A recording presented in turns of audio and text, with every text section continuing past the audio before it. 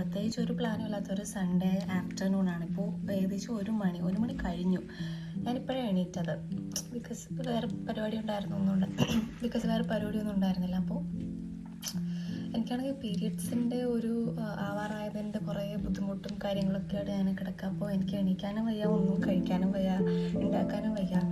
And ഈ ഫേസിൽ പിന്നെ ഞാൻ ഒത്തിരി ഇങ്ങനെ ആലോചിച്ച് കാട് കയറിക്ക് എവിടെയെങ്കിലും പോകും. അപ്പോൾ അങ്ങനെയുള്ള സാഹചര്യങ്ങളെ ഒന്ന് പോസ് ചെയ്യാൻ വേണ്ടിയിട്ട് ഞാൻ ചെയ്യുന്നതെന്ന് വെച്ചാൽ ഐ ഗെറ്റ് റെഡി. ഞാൻ അങ്ങനെ വലിയ കാര്യത്തിലൊന്നും ചെയ്തിട്ടില്ല, ജസ്റ്റ് ഒരു സ്കിൻ കെയർ ഒക്കെ ചെയ്ത് അത്യാവശ്യം നല്ലൊരു ഡ്രസ്സൊക്കെ ഇട്ട് ഞാൻ എവിടെയൊക്കെ പോകുന്നതെന്ന് ചോദിച്ചാൽ കുക്ക് ചെയ്യാൻ പോവാ.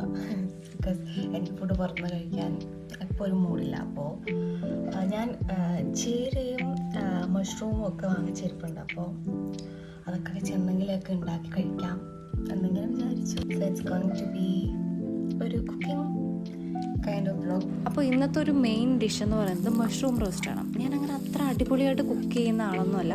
പിന്നെ നമുക്കറിയാലോ, ഈ മാറി നിൽക്കുമ്പോൾ നമുക്ക് നിലനിന്ന് പോകാൻ വേണ്ടിയിട്ടുള്ള ഭക്ഷണങ്ങളൊക്കെ നമ്മൾ ഉണ്ടാക്കണം. അപ്പോൾ അതിന് വേണ്ടിയിട്ടുള്ള കാര്യങ്ങളൊക്കെ ഉണ്ടാക്കാൻ എനിക്കറിയാം. എനിക്ക് തോന്നുന്നു ഈ ഒരു റെസിപ്പി ഞാൻ ഫോളോ ചെയ്തത് ഷാൻജിയോ എന്ന് പറഞ്ഞിട്ടുള്ള യൂട്യൂബ് ചാനലല്ലേ, അപ്പോൾ പുള്ളിയുടെ ആയിരുന്നു. പിന്നെ എക്സാക്റ്റ് ഞാൻ അതുപോലെ ഉണ്ടാക്കാറില്ല. ഇപ്പോൾ മുളക് പൊടി, മഞ്ഞൾപ്പൊടി, മല്ലിപ്പൊടി അതൊക്കെ എനിക്ക് ഇഷ്ടമുള്ള അളവിലൊക്കെ ഞാനങ്ങ് ഇടും. പിന്നെ ഈ മഷ്റൂം റോസ്റ്റ് ഉണ്ടാക്കി കഴിഞ്ഞതിന് ശേഷം പിന്നെ ഞാൻ ഉണ്ടാക്കിയത് മുട്ടച്ചീരയും എനിക്ക് പുള്ളിയുടെ തന്നെ റെസിപ്പിയാണെന്നാണ് എൻ്റെ ഒരു ഓർമ്മ. പിന്നെ എനിക്കിഷ്ടമുള്ള രീതിയിലൊക്കെ ഞാൻ അങ്ങ് ഉണ്ടാക്കും. ചിലപ്പോൾ ഫസ്റ്റ് ടൈം ഞാൻ ഉണ്ടാക്കുമ്പോൾ സെയിം ആ ഒരു റെസിപ്പി ഫോളോ ചെയ്യും, പിന്നെ ഞാനങ്ങ് മടുക്കും. പിന്നെ എനിക്ക് തോന്നുന്ന പോലെയൊക്കെ ഞാനങ്ങ് കുക്ക് ചെയ്യും.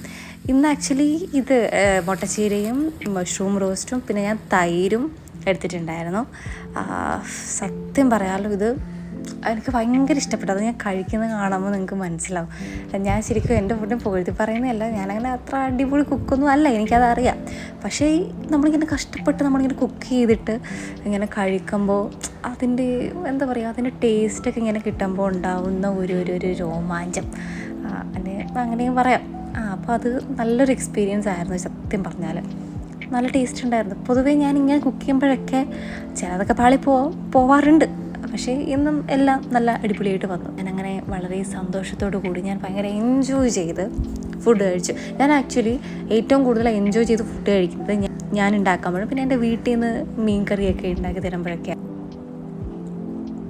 അപ്പോൾ നമ്മളിങ്ങനെ വീട്ടിൽ നിന്ന് മാറി നിൽക്കുമ്പോഴും ഏറ്റവും കൂടുതൽ മിസ് ചെയ്യുന്നത് നമ്മുടെ വീട്ടിലുണ്ടാക്കുന്ന ഈ നാടൻ വിഭവങ്ങളുണ്ടല്ലോ, അതൊക്കെയാണ്. അപ്പോൾ അതിനകത്ത് നമ്മുടെ മീൻ കറിയുണ്ട്, മീൻ പൊരിച്ചതുണ്ട്, പിന്നെ ഈ അവിയൽ, തോരൻ, പുളിശ്ശേരി, ഈ സാധനങ്ങളൊക്കെ ഭയങ്കരമായിട്ട് മിസ് ചെയ്യും. ഇപ്പോൾ ഈ സാമ്പാർ, അവിയൽ അങ്ങനത്തെ സാധനങ്ങളൊക്കെ വെക്കാൻ നമുക്ക് കുറച്ച് സമയം എടുക്കും, കുറച്ച് എഫേർട്ട് ഇടണം. അപ്പോൾ എനിക്കങ്ങനെ ഒത്തിരി എഫേർട്ട് ഇട്ട് ഫുഡ് ഉണ്ടാക്കുന്നതിനോട് എനിക്കങ്ങനെ വലിയ താല്പര്യമില്ല. എനിക്ക് പെട്ടെന്ന് കിച്ചണിൽ കയറി പരിപാടി തീർത്തിട്ട് പെട്ടെന്ന് ഇറങ്ങണം, ആ ഒരു മെൻറ്റാലിറ്റി ഉള്ളത്. അതായത് നിലനിന്ന് പോകാനുള്ള ഫുഡും കാര്യങ്ങളുമൊക്കെ ഉണ്ടാക്കുക, കഴിക്കുക, അത്രയേ ഉള്ളൂ.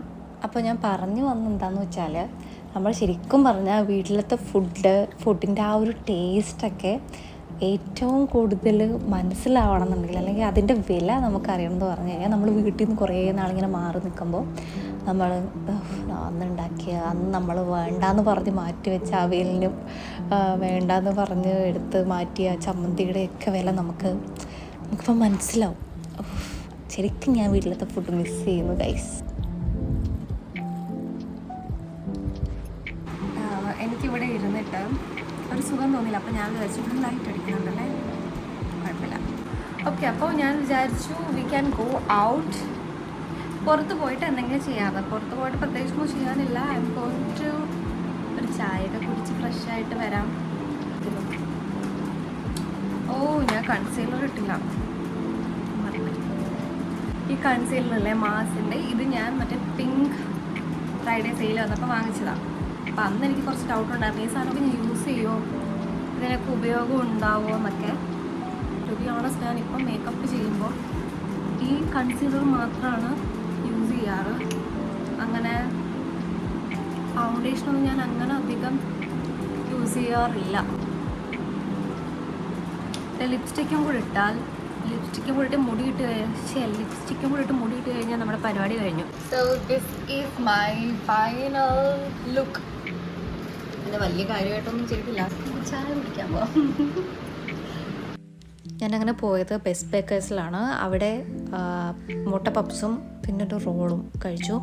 എനിക്ക് മുട്ട പപ്സ് അങ്ങനെ അത്ര വലിയ ഇഷ്ടപ്പെട്ടില്ല, റോളും അത്യാവശ്യം കുഴപ്പമുണ്ടായിരുന്നില്ല. പക്ഷേ ചായ എനിക്ക് ഭയങ്കര ഇഷ്ടപ്പെട്ടു. എനിക്ക് ഈ വയ്യാണ്ടൊക്കെ ഇരിക്കുമ്പോഴത്തേക്ക് ചായ കുടിക്കുന്നത് ഭയങ്കര ഇഷ്ടമാണ്. എനിക്ക് അവിടുത്തെ ചായ ഇഷ്ടപ്പെട്ടു. അതിനകത്ത് എനിക്ക് തോന്നുന്നു ഏലക്കയുടെയൊക്കെ ഫ്ലേവർ ഉണ്ടായിരുന്നു എന്നാണ് എനിക്ക് തോന്നണേ. ഒരു ഫ്ലേവറുള്ള ഒരു ചായയായിരുന്നു, മസാല ചായ പോലത്തെ ആയിരുന്നു. പക്ഷേ നല്ല ടേസ്റ്റ് ഉണ്ടായിരുന്നു. പിന്നെ അത് കഴിഞ്ഞിട്ട് അവിടുന്ന് നേരെ പോയത് സുഭാഷ് പാർക്കിലേക്കാണ്. നമ്മൾ പോകുന്ന സമയത്ത് അവിടെ സൺസെറ്റ് ഉണ്ടായിരുന്നു, അതായത് സൂര്യൻ ഇങ്ങനെ അസ്തമിക്കാൻ പോകുന്ന ടൈമിലായിരുന്നു പോയത്. പക്ഷെ അൺഫോർച്ചുനേറ്റ്ലി എനിക്കതങ്ങനെ അടുത്ത് നിന്ന് കാണാൻ പറ്റില്ല. ഇങ്ങനെ റോഡിൽ കൂടെ പോകുന്ന സമയത്ത് നല്ല റെഡ് കളറിൽ ഇങ്ങനെ സൂര്യൻ അസ്തമിക്കുന്നുണ്ടായിരുന്നു.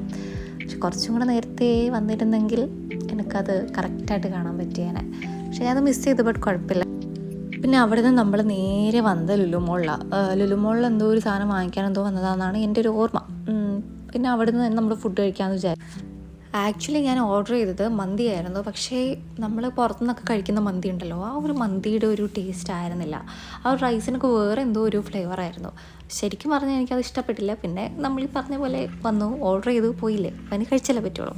അങ്ങനെ ഫുഡൊക്കെ കഴിച്ചിട്ട് പിന്നെ അവിടെ നിന്ന് നേരെ നമ്മൾ റൂമിലേക്ക് വന്നു. റൂമിലേക്ക് വരുന്ന വഴി ഞാൻ എപ്പോഴും കയറുന്ന ഒരു ഷേക്കിൻ്റെ കടയുണ്ട്. അപ്പോൾ അവിടേക്ക് നല്ലൊരു ഷേക്കൊക്കെ കുടിച്ചു. പിന്നെ റൂമിൽ വന്നു. ഞാനങ്ങനെ പരിപാടികളൊക്കെ കഴിഞ്ഞിട്ടിപ്പോൾ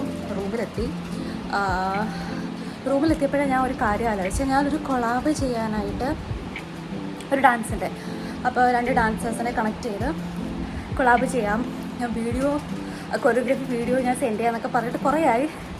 പക്ഷേ എനിക്കിതുവരെ പറ്റിയില്ല. അപ്പോൾ ഞാൻ വിചാരിച്ചു ഇന്നിപ്പോൾ ഞാൻ അത്യാവശ്യം ഓക്കെയാണ് ആൻഡ് അത്യാവശ്യം നല്ല എനർജി ഉണ്ട്. അപ്പോൾ ഞാൻ പ്രാക്ടീസ് ചെയ്ത് നോക്കിയപ്പോൾ it's the best time to shoot the video. അപ്പോൾ അങ്ങനെയാണെങ്കിൽ ഞാൻ പോയി ഷൂട്ട് ചെയ്തിട്ട് വരാം.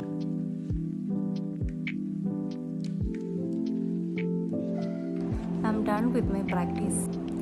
അങ്ങനെ ഞാൻ വീഡിയോ എടുത്തു. ഇപ്പോൾ സമയം 12:30 ആൻഡ് ഞാൻ വീഡിയോ എടുത്തു. ഇനി അത് അയച്ചു കൊടുത്തിട്ട് അവരൊക്കെ ആണെന്നുണ്ടെങ്കിൽ നമ്മൾ കൊളാബ് ചെയ്യും, നമ്മൾ ഒരുമിച്ച് ഡാൻസ് കളിച്ചിട്ടൊരു വീഡിയോ ഇടും. So let's see. അപ്പോൾ I love this day and അത്രയേ ഉള്ളൂ. That was all about today. Good night. By.